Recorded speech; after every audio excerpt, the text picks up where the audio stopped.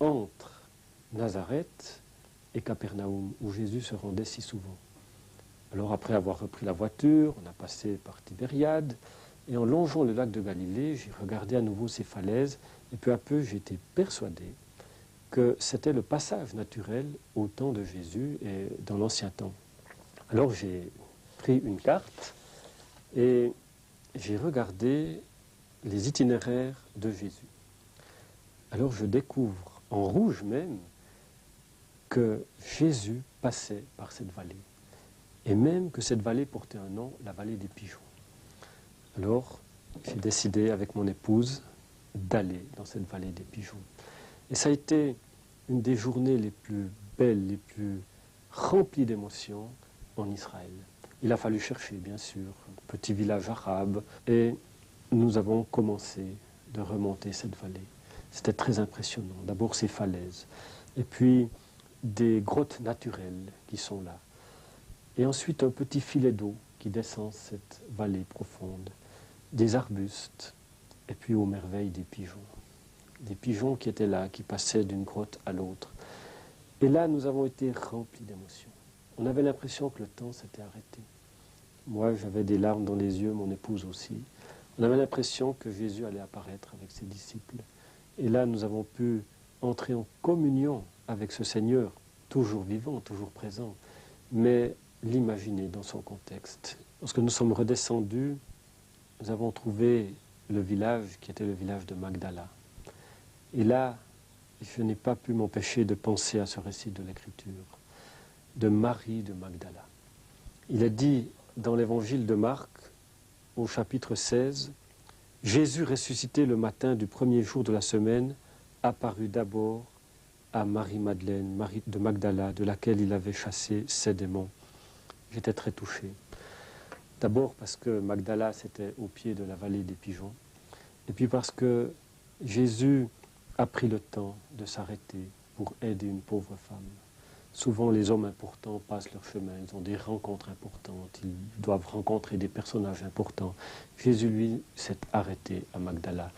Et chose extraordinaire, le matin de Pâques, c'est à elle qu'il apparaît en premier. On peut dire aussi parce qu'elle s'est inquiétée de son Seigneur. Elle est allée au tombeau, elle voulait poursuivre l'embaumement. Mais Jésus lui apparaît en premier. Et cette histoire de Marie de Magdala me fait penser beaucoup à cette femme pécheresse. C'est peut-être la même d'ailleurs. Cette femme pécheresse qu'on trouve dans l'évangile de Luc. Il a dit un pharisien, un homme spirituel, un homme important au temps de Jésus, un homme d'église, on pourrait dire aujourd'hui, invite Jésus à manger. Il a tout préparé, il a invité des amis, des hôtes d'honneur, et Jésus arrive, et puis il l'installe. Le repas commence, et voilà qu'une femme arrive, se jette aux pieds de Jésus et commence de pleurer. L'Écriture nous dit qu'elle mouillait les pieds de Jésus avec ses larmes, et puis elle essuyait les pieds de Jésus avec ses cheveux. Alors le pharisien est totalement indigné. Il dit, mais comment? Si cet homme était prophète, il saurait que cette femme est pécheresse. Voilà bien la preuve que c'est un homme peut-être qui fait des choses importantes, mais il n'est pas prophète. Il n'a même pas vu que cette femme est une pécheresse. Moi, je la connais, je sais ce qu'elle est. Et Jésus, lui, reprend le pharisien avec une parole exceptionnelle. Simon, j'ai quelque chose à te dire. Et Jésus va lui parler avec tendresse, mais fermeté. Il va dire, Simon, écoute, je suis entré chez toi, tu ne m'as pas donné d'eau pour laver mes pieds. Et c'était le geste élémentaire, c'était la politesse élémentaire. On pourrait dire aujourd'hui, comme on donne la main à quelqu'un qui arrive chez soi, on donnait de l'eau pour se laver les pieds et plus tard pour se laver les mains avant le repas. Eh bien, ce geste élémentaire, tu ne l'as même pas fait pour moi. Et puis, tu ne m'as pas donné de baiser. Alors, on réservait le baiser pour les hôtes qu'on voulait honorer. On ne le faisait pas pour chacun. Mais Jésus dit, naturellement, tu ne m'as pas donné de baiser non plus. Et puis, tu n'as pas donné d'huile pour ma tête. Alors, l'huile était réservée vraiment pour les hôtes d'honneur, les personnages importants qu'on voulait vraiment honorer lorsqu'ils entraient chez nous. On versait de l'huile sur leur tête. Tu n'as pas fait cela pour moi non plus. Et cette femme est entrée.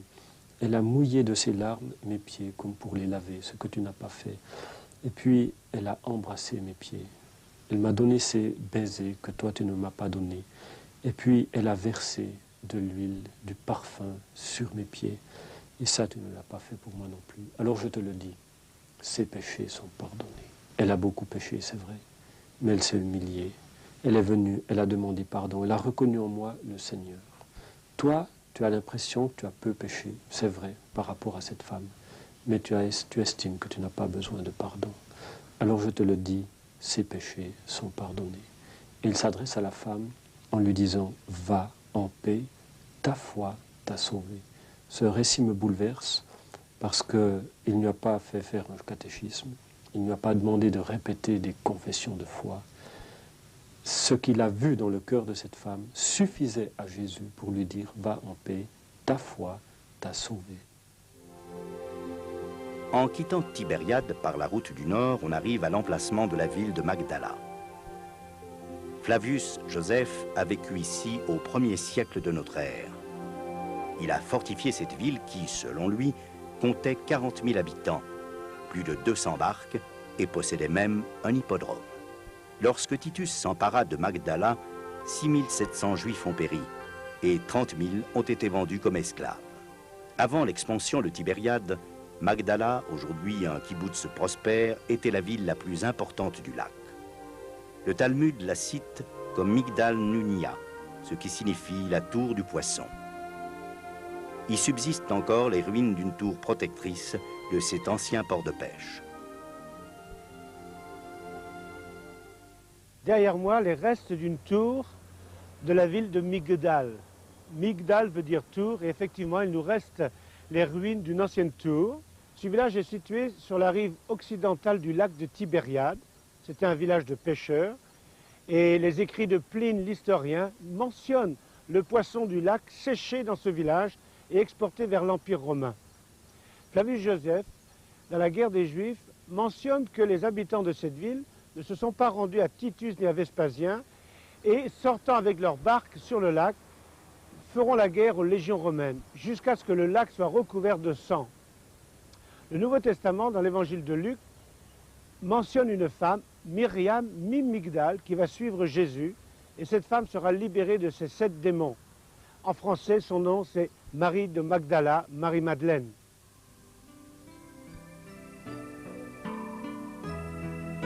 Autour de Magdala, on vit encore aujourd'hui de la pêche, comme à l'époque du Christ. Sur ces rivages, peut-on compter le nombre de miracles que Jésus a accomplis afin de manifester la puissance de Dieu? L'évangile de Marc rapporte que, dans ce pays de Génézareth, les gens, dès que Jésus était de passage, se mettaient à apporter les malades sur des lits. Dans les villes et les villages, on priait Jésus de permettre aux malades seulement de toucher le bord de son vêtement. Et tous ceux qui le touchaient étaient guéris. Comme cette femme atteinte d'une perte de sang incurable.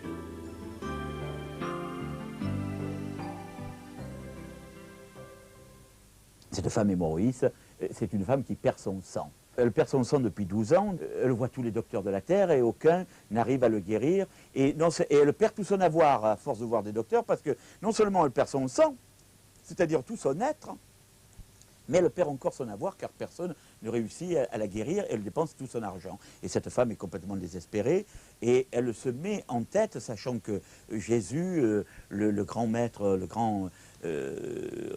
grand maître Jésus va passer dans la ville, elle se dit, cette chose folle, si je pouvais toucher la frange de son habit, je serais sauvé.